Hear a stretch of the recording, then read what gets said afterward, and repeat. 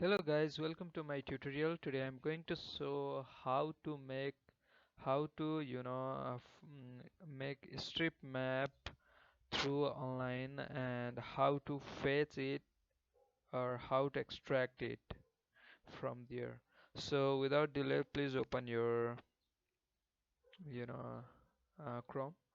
But before starting further process, I would like to request all of you, please don't forget to like, share and subscribe my channel, because these things are the inspiration for me to upload further useful videos to you guys. So yes, now just type www.mapquest.com and press enter.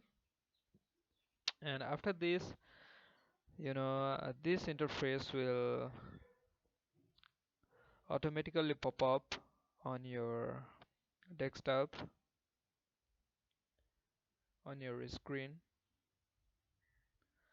And this is the strip map.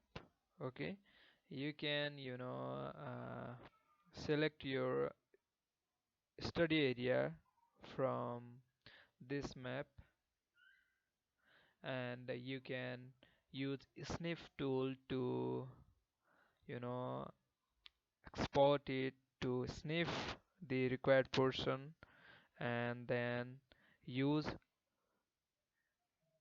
extracted or sniff portion in your work.